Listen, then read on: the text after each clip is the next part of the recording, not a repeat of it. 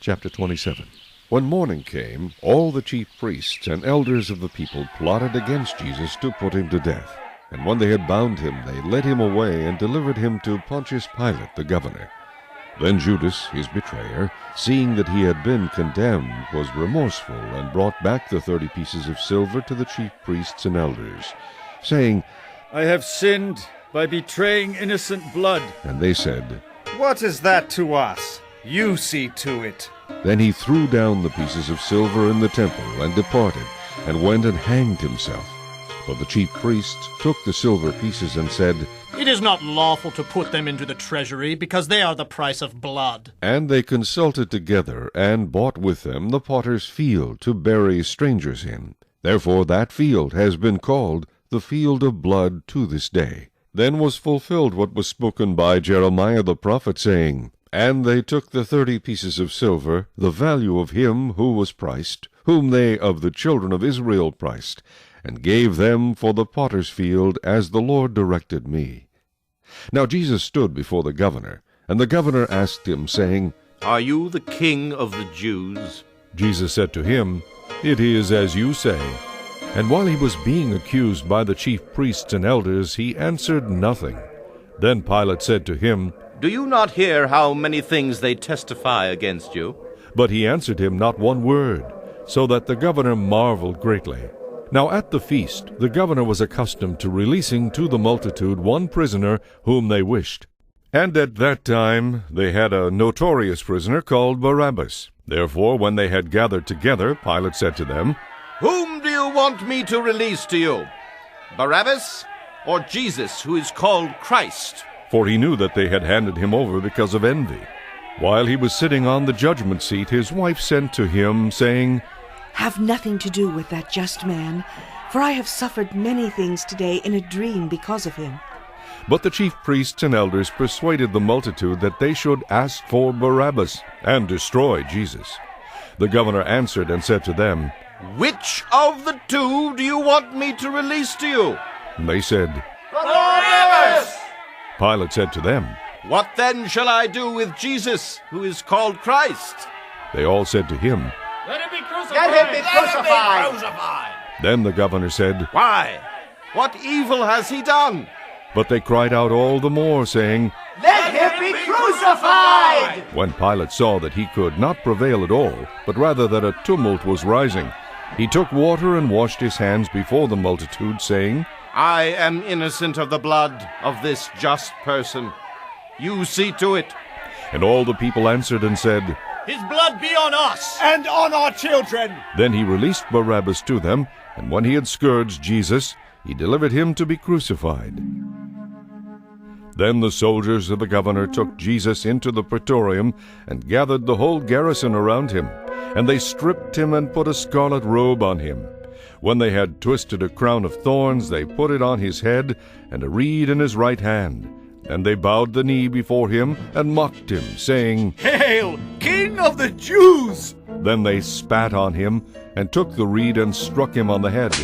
And when they had mocked him, they took the robe off him, put his own clothes on him, and led him away to be crucified. Now as they came out, they found a man of Cyrene, Simon by name.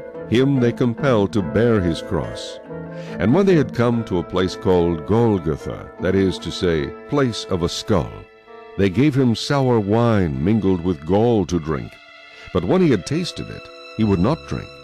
Then they crucified him, and divided his garments, casting lots, that it might be fulfilled which was spoken by the prophet.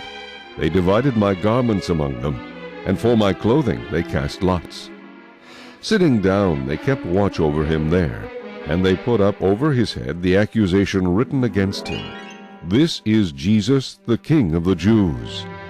Then 2 robbers were crucified with him, one on the right and another on the left.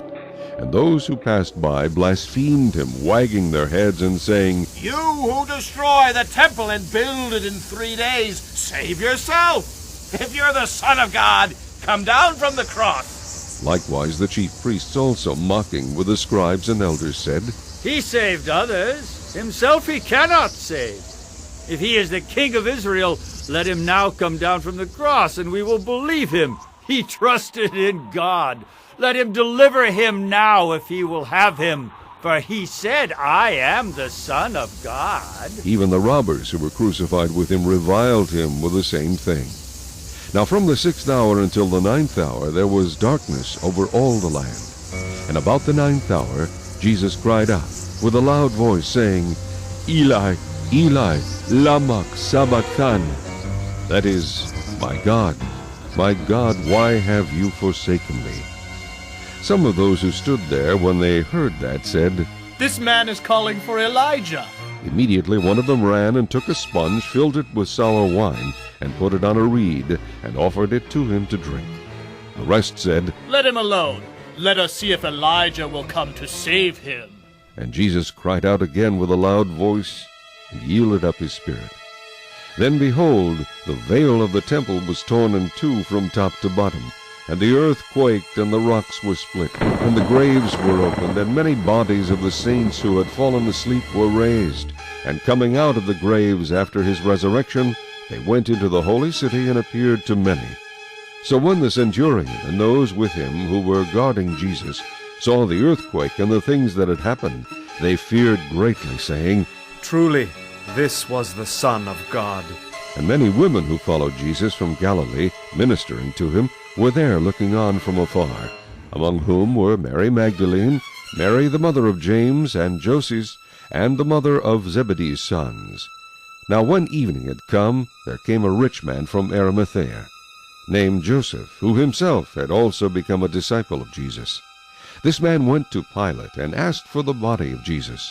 Then Pilate commanded the body to be given to him.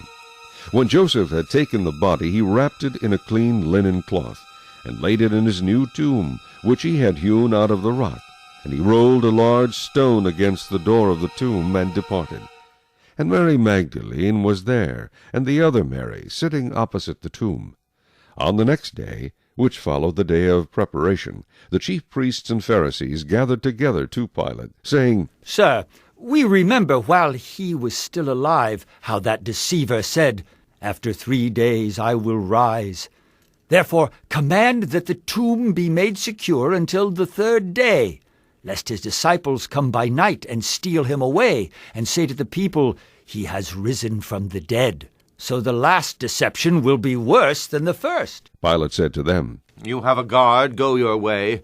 Make it as secure as you know how. So they went and made the tomb secure, sealing the stone and setting the guard.